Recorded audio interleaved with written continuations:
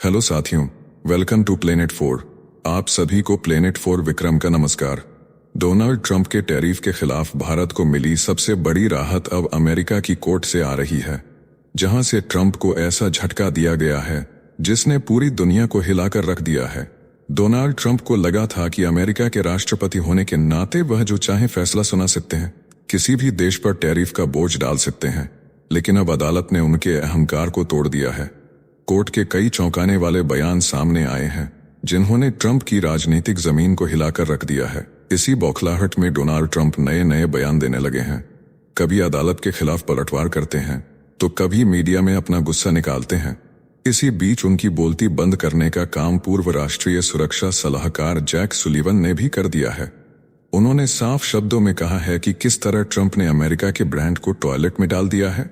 उधर ट्रंप के टैरिफ का असर भारत पर कैसे दिखने लगा है और भारत सरकार इसका सामना करने के लिए कैसे जमकर तैयारी शुरू कर चुकी है।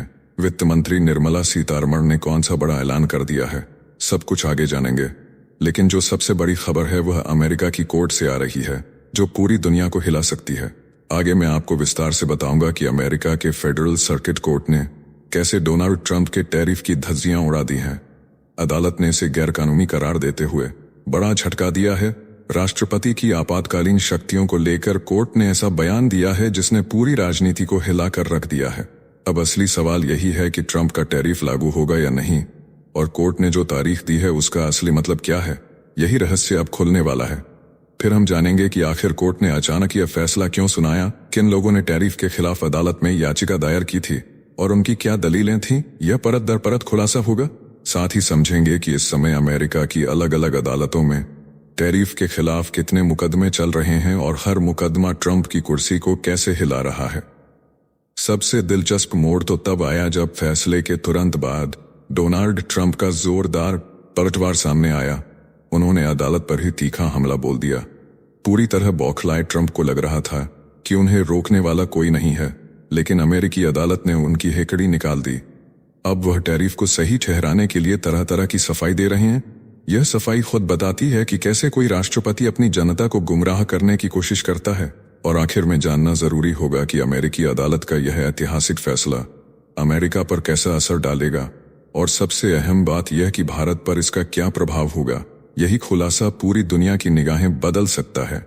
लेकिन इस पूरे वीडियो का असली टर्निंग पॉइंट तब आया जब अमेरिका के पूर्व राष्ट्रीय सुरक्षा सलाहकार जैक सुलिवन ने भारत पर बयान देते हुए पूरा खेल ही पलट दिया।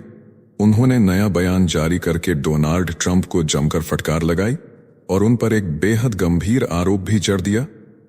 सुलिवन के शब्दों ने जैसे ट्रंप की नींव हिला दी। भारत के पक्ष में खड़े होकर उन्होंने ऐसे ऐसे बयान दिए जिनकी चर्चा विदेश मंत्री जयशंकर जी भी अक्सर करते आए हैं। यही कारण है कि ट्रंप प्रशासन की साजिशें अब खुलकर सामने आने लगी हैं। ट्रंप ने जिस तरह भारत को अलग थलग करने की कोशिश की, उसे देख पूरा अमेरिका बौखलाया हुआ है। कोर्ट से लेकर टीवी डिबेट तक अमेरिका के पूर्व अधिकारी, पूर्व मंत्री, सब के सब भारत के समर्थन में कई बड़े चेहरे खुलकर सामने आ गए हैं, जिनके बारे में हम आपको पहले भी पूरी जानकारी दे चुके हैं। अब आगे हम जानेंगे कि जैक सुलिवन ने भारत का नाम लेकर आखिर कौन कौन से चौंकाने वाले खुलासे किए हैं और किस तरह इन खुलासों ने डोनाल्ड ट्रंप की बोलती बंद कर दी है। अंत में हम समझेंगे कि डोनाल्ड ट्रंप का जो टैरिफ भारत पर लगा है उसका असर अब कैसे साफ दिखाई देने लगा है, किन किन क्षेत्रों में यह असर सबसे ज्यादा महसूस हो रहा है और किस तरह भारत खुद को ट्रंप के टैरिफ के खिलाफ खड़ा कर रहा है। यही सच्चाई धीरे धीरे सामने आ रही है। देखेंगे कि भारत सरकार ने ट्रंप के टैरिफ का सामना करने के लिए कौन कौन सी तैयारियां शुरू कर दी हैं, किन कदमों पर काम शुरू हो चुका है। तो चलिए सभी खबरों को विस्तार से समझते हैं आसान भाषा में। सबसे पहले सुनिए कि अमेरिका के फेडरल सर्किट अपील्स कोर्ट ने अधिकांश ट्रंप टैरिफ को गैरकानूनी क्यों बताया। तो देखिए, इस फैसले का मतलब है कि अमेरिकी अपील अदालत ने कहा, राष्ट्रपति के पास आपातकालीन शक्तियां जरूर हैं, लेकिन संविधान और कानून के हिसाब से टैक्स और टैरिफ लगाने का अधिकार केवल कांग्रेस यानी अमेरिकी संसद के पास है। यानी ट्रंप ने जब अपने अधिकार से अलग जाकर चीन, कनाडा और मेक्सिको पर नई टैरिफ लगाए तो अदालत ने उन्हें गैरकानूनी माना। अदालत ने साफ किया कि राष्ट्रपति आपात स्थिति में कई कदम उठा सकते हैं, लेकिन टैक्स या टैरिफ लगाना उनकी शक्ति में नहीं आता, इसलिए ये टैरिफ कानून के खिलाफ हैं।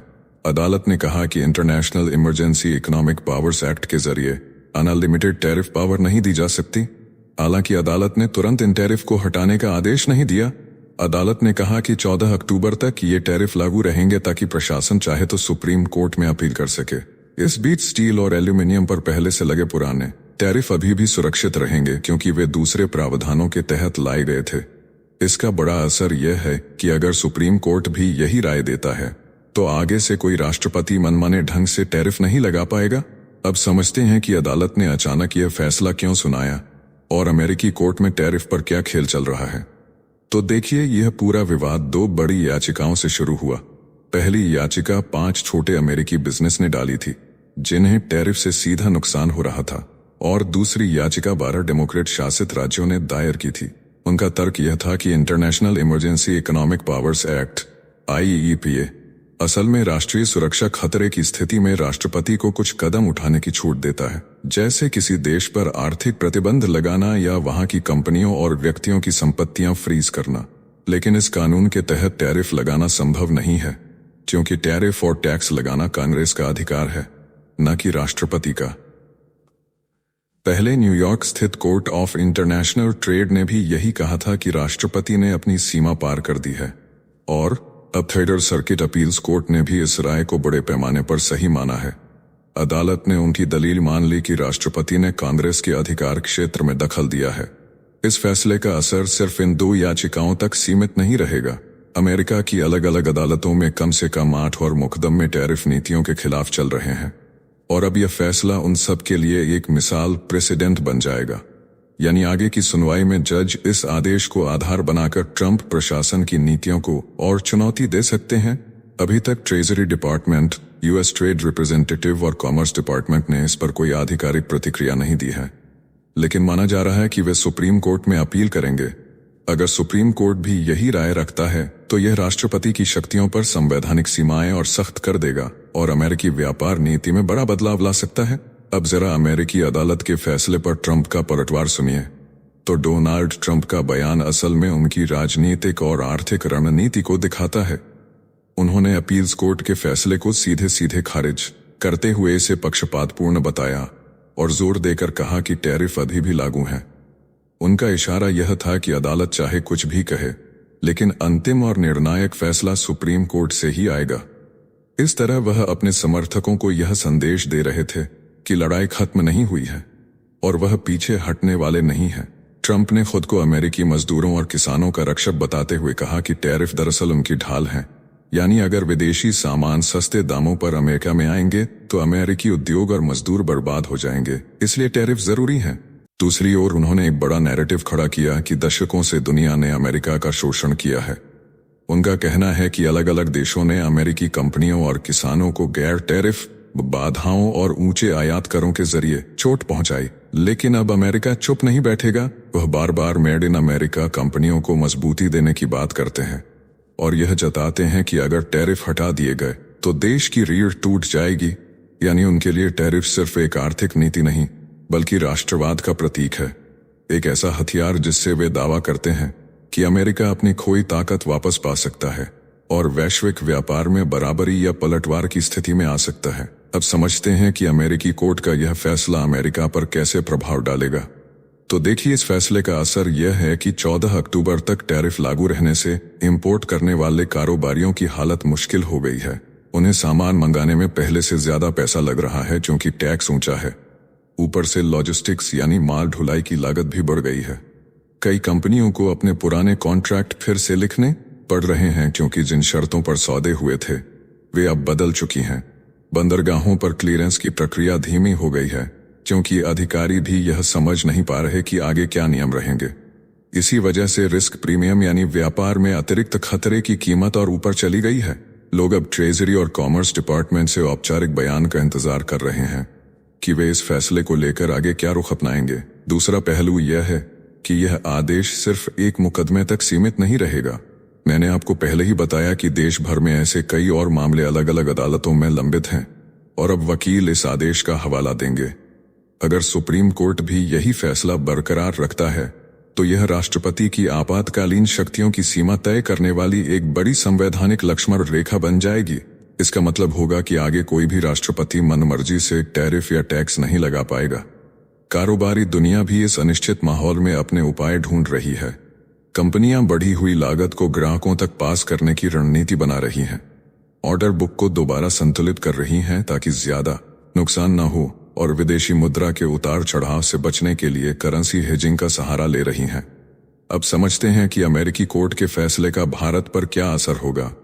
तो देखिए, भारत के लिए यह स्थिति कुछ हद तक अवसर और खतरे दोनों लेकर आई है। एक तरफ घरेलू मांग और निवेश का इंजन तेजी से चल रहा है, यानी भारतीय बाजार खुद ही विकास को आगे खींच रहा है। लेकिन दूसरी तरफ अमेरिका ने जो दंडात्मक टैरिफ लगाए हैं, उससे भारत का निर्यात प्रभावित हो रहा है।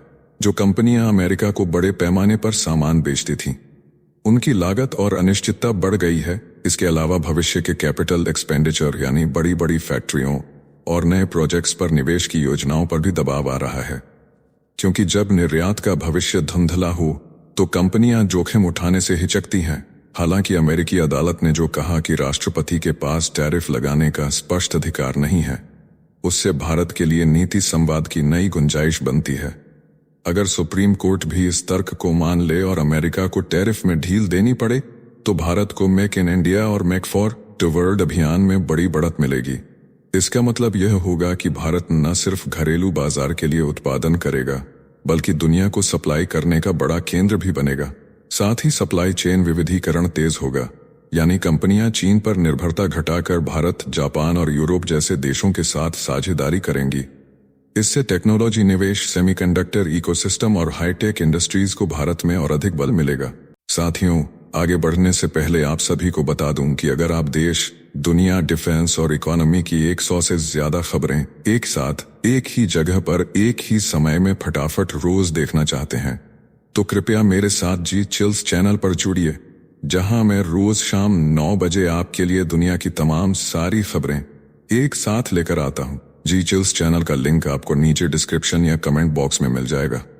अब आइए सुनते हैं कि अमेरिका के पूर्व राष्ट्रीय सुरक्षा सलाहकार जैक सुलिवन ने भारत के पक्ष में कैसे आवाज उठाई है। तो देखिए, बाइडेन कार्यकाल के दौरान अमेरिकी एनएसए जैक सुलिवन का कहना है कि ट्रंप के बड़े पैमाने पर लगाए गए टैरिफ ने अमेरिका को अपने ही सहयोगियों के लिए डिसरप्टर यानी बाधा डालने वाला देश बना दिया है।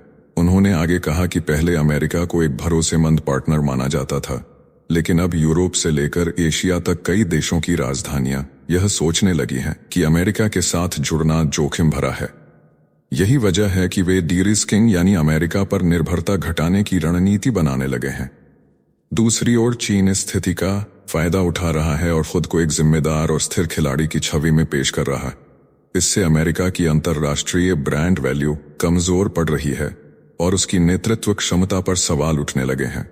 सुलिवन ने डोनाल्ड ट्रंप पर सबसे बड़ा वार बोला और कहा कि अमेरिकी ब्रांड अब वैश्विक स्तर पर टॉयलेट में चला गया है। सुलिवन ने खास तौर पर भारत का उदाहरण दिया। उन्होंने कहा कि भारत जैसे निर्णायक और अहम साझेदार को भी इस दबाव में बीजिंग जाकर बैठकों में हिस्सा लेना पड़ा, जबकि सामान्य परिस्थितियों में यह कदम भारत के लिए असहज होता। यह स्थिति इंडो पैसिफिक रणनीति की बुनियाद को हिलाने वाली है, क्योंकि अमेरिका जिन देशों को चीन के खिलाफ अपने साथ लाना चाहता था, वे ही अब अमेरिका से दूरी बनाने लगे हैं। सुलिवन ने जोर देकर कहा कि वॉशिंगटन लंबे समय से द्विदलीय आधार पर भारत से रिश्ते मजबूत करने की कोशिश कर रहा था, खासकर चीन की चुनौती को देखते हुए। लेकिन ट्रंप ने एक झटके में 50% का टैरिफ भारत पर थोप दिया और अब भारत मजबूर है कि अमेरिका के खिलाफ बचाव के लिए चीन से हाथ मिलाए। उन्होंने कहा कि यह कदम भारत अमेरिका रणनीतिक रिश्तों की नींव हिला देगा और यह दिखाता है कि व्हाइट हाउस में बैठे लोग गुस्से और व्यक्तिगत खुन्नस से फैसले कर रहे हैं। सुलिवन का मानना है कि ट्रंप की एकतरफा और दंडात्मक टैरिफ नीति पार्टनरशिप और गठबंधनों को कमजोर करती है, और अगर यह सिलसिला लंबे समय तक चलता रहा तो अमेरिका को वैश्विक मंच पर भारी नुकसान पड़ेगा। इधर कल ही मैंने आपको बताया था, टैरिफ लागू होने के कुछ ही दिन बाद यह सच सामने आया कि असली वजह भारत की रूसी तेल खरीद नहीं, बल्कि ट्रंप की निजी तिलमिलाहट है।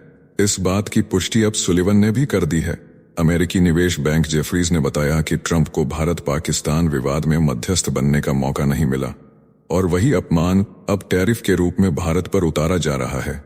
कृषि मुद्दा भी तकरार का हिस्सा बनाया गया। अब समझते हैं कि जैक सुलिवन के बयान का भारत के लिए क्या मायने हैं। तो देखिए, जैक सुलिवन की टिप्पणी दरअसल अमेरिका के भीतर एक चेतावनी की तरह है। वह कह रहे हैं कि अगर अमेरिका वाकई अपने सहयोगियों से भरोसा चाहता है तो उसे टैरिफ और दंडात्मक नीतियों की तलवार छोड़नी होगी। उसके बजाय अमेरिका को यह दिखाना होगा कि वह टेक्नोलॉजी और ट्रेड के मामलों में एक भरोसेमंद पार्टनर है।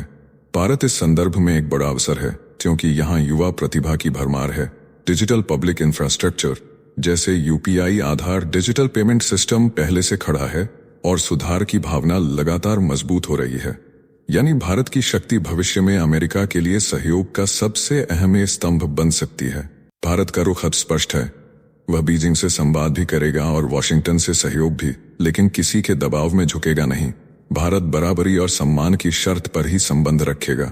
नई भारतीय कहानी यही है कि मित्रता का दरवाजा खुला है, लेकिन शर्त साफ है, कोई दबाव नहीं चलेगा। नीतियां पारस्परिक हितों पर आधारित होंगी, व्यापार न्याय संगत होगा और सुरक्षा साझा जिम्मेदारी होगी।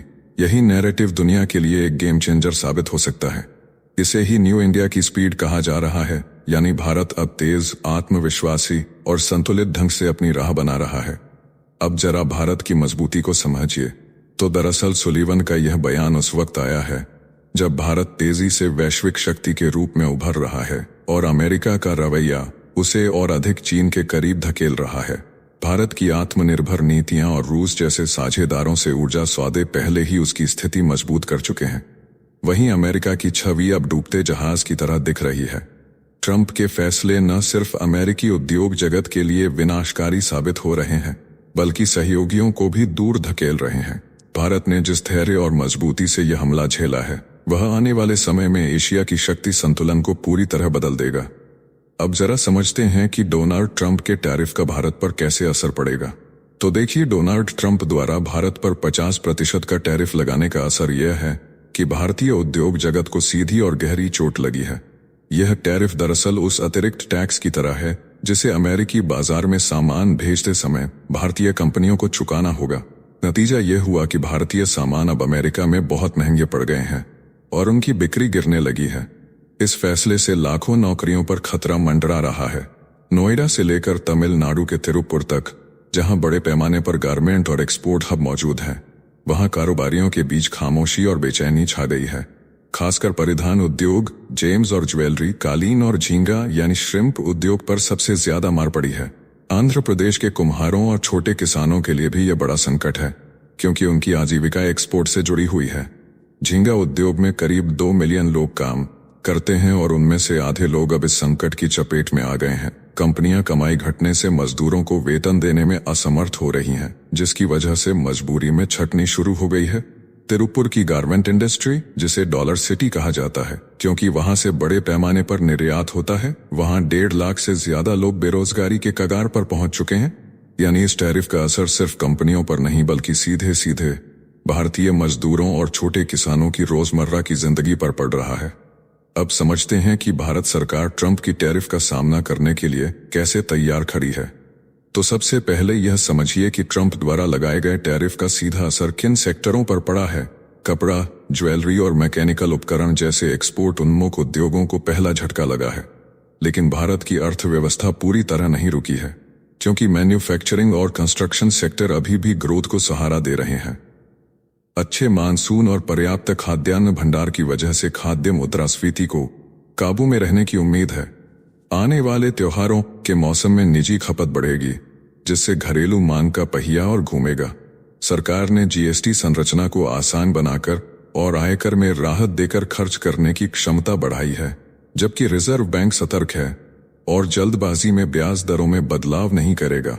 दूसरी तरफ सरकार निर्यातकों को राहत देने के लिए कई कदमों पर विचार कर रही है, जैसे एक्सपोर्ट पर रिबेट, सस्ती दर पर क्रेडिट उपलब्ध कराना और लॉजिस्टिक्स यानी माल ढुलाई को आसान और सस्ता बनाना। हाई फ्रीक्वेंसी संकेतक जैसे सेवाओं और विनिर्माण की गति यह दिखा रहे हैं कि अर्थव्यवस्था में लचीलापन है। निवेशकों का भरोसा अभी तक इसलिए बना हुआ है क्योंकि भारत स्थिर नियम और भरोसेमंद सप्लाई चेन प्रदान कर रहा है, यानी घरेलू मांग और नीतिगत सहारा अर्थव्यवस्था को संभालने की कोशिश कर रहे हैं। लेकिन जमीन पर हालात उतने सरल नहीं हैं।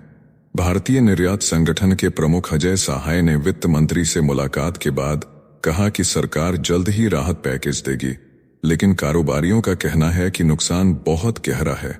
उनका कहना है कि इतने कम समय में नए ग्राहक ढूंढना संभव नहीं है और नकदी की कमी से उत्पादन रुकने लगा है। वैश्विक रेटिंग एजेंसी मूडीज ने भी चेतावनी दी है कि यह टैरिफ भारत की विकास दर को धीमा कर सकते हैं और हाल के वर्षों में जो विदेशी निवेश भारत ने बड़ी मेहनत से खींचे हैं वह पलटकर बाहर भी जा सकते हैं। लेकिन अभी तक भारत की इकोनॉमिक रफ्तार बेहतर बनी हुई है, उस पर हम अगले वीडियो में चर्चा करेंगे। लेकिन चाहे कुछ भी हो जाए, भारत ने साफ कर दिया है कि झंडा ऊंचा रहेगा। दरअसल दिल्ली ने साफ कर दिया है कि नीति दबाव से नहीं बदलती। ऊर्जा सुरक्षा के लिए बहुस्त्रोत रणनीति जारी है।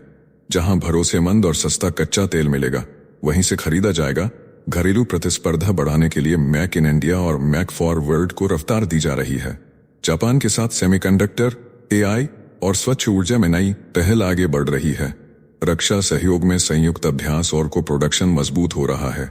समुद्री सुरक्षा, साइबर सहयोग और क्रिटिकल मिनरल सप्लाई पर कदम तेज हुए हैं। भारत किसी कैंप का हिस्सा नहीं है, भारत अपना कैंप है। भारत संतुलित डिप्लोमेसी से राष्ट्रीय हित साध रहा है। इस वीडियो में फिलहाल इतना ही। जल्द मिलते हैं एक और नई अपडेट के साथ। जाने से पहले वीडियो को लाइक करके चैनल को सब्सक्राइब कर लें। धन्यवाद।